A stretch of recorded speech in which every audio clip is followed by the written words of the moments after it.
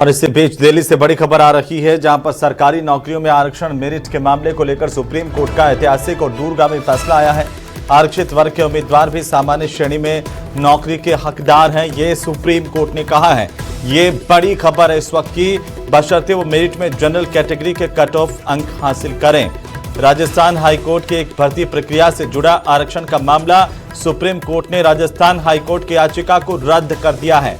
1992 के इंदिरा साहनी फैसले का सुप्रीम कोर्ट ने हवाला दिया।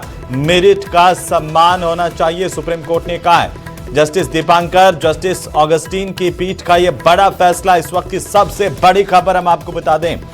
1992 के इंदिरा साहनी फैसले का सुप्रीम कोर्ट ने हवाला दिया है और इस वक्त की बड़ी जानकारी यह कि सरकारी नौकरियों में आरक्षण मेरिट के मामले को लेकर बड़ी जानकारी सामने आई है। आरक्षित वर्ग के उम्मीदवार भी सामान्य श्रेणी में नौकरी के हकदार हैं, यह सुप्रीम कोर्ट ने कहा है। और सुप्रीम कोर्ट ने कहा कि बशर्ते वो मेरिट में जनरल कैटेगरी के कट ऑफ अंक हासिल करें। ये बड़ी खबर इस वक्त की।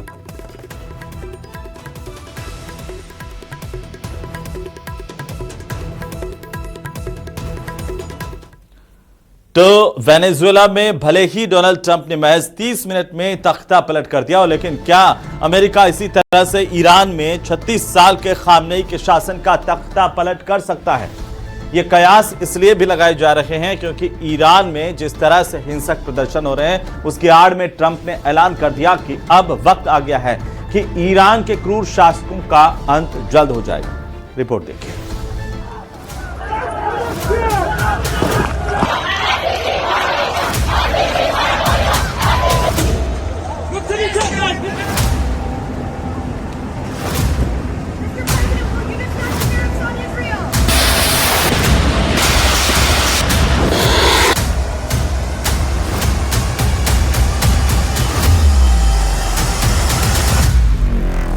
ईरान में ऑपरेशन वेनेजुएला, खामनेई का खानदान होगा साफ। ईरान में 28 दिसंबर से लगातार हिंसक प्रदर्शन हो रहे हैं। 31 में से 25 प्रांतों में ईरानी सरकार और खामनेई शासन के खिलाफ भयंकर प्रदर्शन हो रहे हैं। ईरान के हिंसक प्रदर्शनों के बीच जिस तरह से ट्रंप ने ईरान पर बड़ी कार्रवाई की धमकी दी है, उससे ईरान के साथ साथ दुनिया भर के मुल्क हैरान हैं। खबर है कि जिस तरह से अमेरिका ने वेनेजुएला में 30 मिनट के भीतर ही राष्ट्रपति निकोलस मादुरो का तख्ता पलट कर दिया, उसी तरह से अमेरिकी चाहते हैं कि अब ईरान में खामनेई शासन का भी तख्ता पलट हो। ट्रंप और प्रधानमंत्री नेतन्याहू चाहते हैं कि 36 साल से जिस तरह से अमेरिका और इजराइल के कट्टर दुश्मन खामनेई ईरान में डटे हुए हैं, उन्हें अगर हटा दिया जाए तो अमेरिका आसानी से ईरान को घुटनों पर ले आएगा। वेनेजुएला में अमेरिकी डेल्टा फोर्स के सफल ऑपरेशन के बाद से अब ईरान पर 3 गुना खतरा पैदा हो गया है। हम अब आपको दिखाने जा रहे हैं कि कैसे अमेरिका और इजराइल मिलकर के वेनेजुएला की तर्ज पर ही ईरान में भी खामनेई शासन का तख्ता पलट करना चाहते हैं, जिसके दम पर मिडिल ईस्ट में अमेरिका और इजराइल का जबरदस्त दबदबा हो जाए। ट्रंप के टारगेट पर खामनेई के 4 वफादार। लगता है अमेरिका को ईरान में वो मौका मिल गया है जिसके दम पर अमेरिका ईरान को तबाह कर सकता है, या यूं कहें कि खामनेई शासन का खात्मा कर सकता है। ईरान अच्छी तरह से जानता है कि 86 साल के हो चुके ईरान के सुप्रीम लीडर अली खामनेई इस वक्त सबसे कमजोर स्थिति में। 28 दिसंबर से ईरान में बेतहाशा महंगाई, खस्ताहाल आर्थिक हालत और ईरान की मुद्रा रियाल की कीमत में ऐतिहासिक गिरावट ने अब ईरान को हिंसक प्रदर्शनों की भट्टी में झोंक दिया है। इस वक्त ईरानी सरकार और शासन बेहद कमजोर स्थिति में पहुंच चुका है। ताजा अपडेट्स के मुताबिक ईरान में चल रहे हिंसक प्रदर्शनों में 1 दर्जन से ज्यादा लोग मारे जा चुके हैं। ईरान में 4 मौतें ट्रंप की उस धमकी के बाद हुई हैं, जिसमें ट्रंप ने कहा था कि अगर ईरान में कोई प्रदर्शनकारी मारा गया तो अमेरिका चुप नहीं बैठेगा। ट्रंप ने कहा था कि अमेरिका ने ईरान पर हमले की तैयारी पूरी कर ली है। ऐसे में खबर ये आ रही है कि अमेरिका ऑपरेशन वेनेजुएला की तर्ज पर ही अब ईरान में भी एक बड़ा ऑपरेशन कर सकता है। ऐसे कयास लगाए जा रहे हैं कि अमेरिका खामनेई समेत 4 लोगों को वेनेजुएला के राष्ट्रपति निकोलस मादुरो की तरह ही अगवा कर सकता है या फिर मार भी सकता है। जरा आप भी जान लीजिए कि कौन है वो 3 वफादार जिन्हें खामनेई शासन का उत्तराधिकारी माना जा रहा है और अब वो अमेरिका के टारगेट पर आ चुके हैं।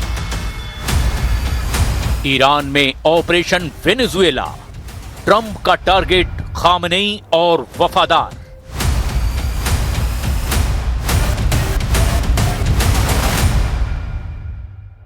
क्या ईरान में वेनेजुएला जैसा ऑपरेशन हो सकता है?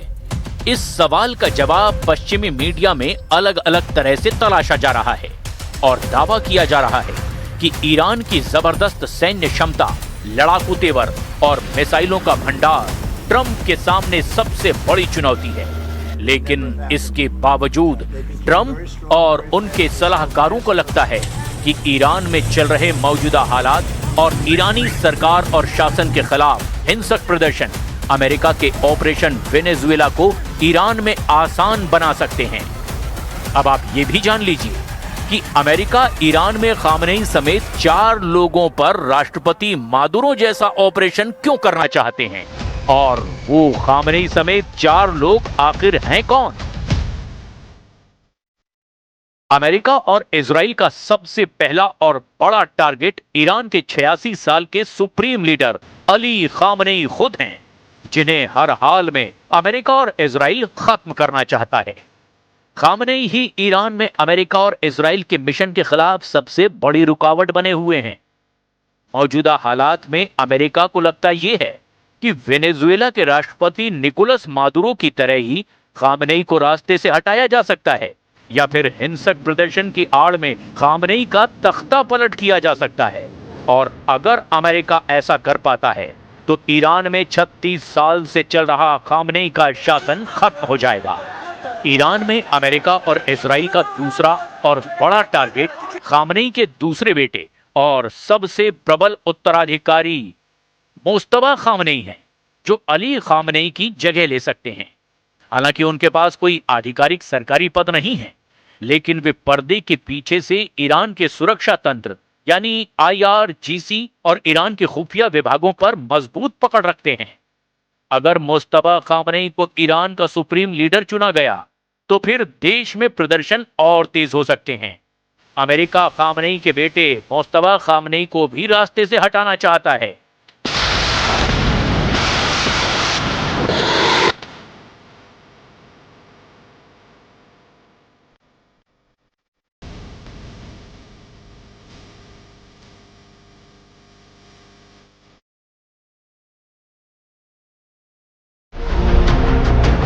अमेरिका का ईरान में तीसरा बड़ा टारगेट है ईरान के एक प्रभावी धर्मगुरु अली रेजा अराफी।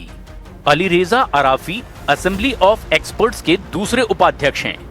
ये ईरान की वो शक्तिशाली संस्था है जिसके पास सर्वोच्च नेता अयातुल्लाह अली खामनेई को चुनने, उन पर नजर रखने और जरूरत पड़ने पर उन्हें पद से हटाने का संवैधानिक अधिकार है। वर्तमान में खामनेई की बढ़ती उम्र को देखते हुए अराफी की इस पद पर उपस्थिति उन्हें ईरान के अगले सर्वोच्च नेता के चयन में एक किंग मेकर या फिर स्वयं एक मजबूत उम्मीदवार बनाती है। वो ईरान के सभी धार्मिक मदरसों हौजा के प्रमुख हैं, जिससे पूरे देश के मौलवियों और धार्मिक छात्रों पर सीधा सीधा नियंत्रण होता है। वो गवर्निंग काउंसिल के 12 सदस्यों में से एक हैं, जो ये तय करती है कि कौन चुनाव लड़ सकता है और कौन से कानून इस्लामी सिद्धांतों के अनुरूप है। और ईरान का चौथा और बड़ा टारगेट अमेरिका के लिए ईरान में हाशिम हुसैनी बुशहरी हैं, जो कि अमेरिका और इजराइल की आंखों में कांटे की तरह चुभ रहे हैं। Hashim Hosseini Bushehri Assembly of Experts के पहले उपाध्यक्ष हैं। इनका नाम हाल ही में टॉप 3 की गुप्त सूची में शामिल होने की भी खबरें सामने आई। वे धार्मिक हलकों में काफी सम्मानित हैं और वर्तमान व्यवस्था में कट्टर समर्थक हैं। हाशिम हुसैनी बुशहरी को खामनेई के बहुत भरोसेमंद माना जाता है और ईरान के मदरसों के प्रमुख भी रहे हैं। उन्हें एक ऐसे उम्मीदवार के रूप में देखा जाता है जो शासन की धार्मिक और राजनीतिक व्यवस्था के बीच संतुलन बना सकते हैं। अगर अमेरिका और इजराइल मिलकर ईरान के मौजूदा हालात का फायदा उठाते हुए खामनेई समेत इन 4 लोगों को रास्ते से हटा दें, तो ईरान पर अमेरिका और इजराइल की मजबूत पकड़ हो सकती है। लेकिन दिक्कत यह है कि ईरान में खामनेई शासन की जड़ें इतनी मजबूत हो चुकी हैं जिन्हें मौजूदा हिंसक आंदोलन से नहीं उखाड़ा जा सकता। 36 साल से खामनेई का शासन अमेरिका और इजराइल पर बहुत भारी पड़ रहा है। आयतुल्लाह अली खामनेई ने हिंसक प्रदर्शनों पर कड़ा रुख अपनाते हुए कहा कि दंगाइयों को उनकी सही जगह दिखाई जाएगी।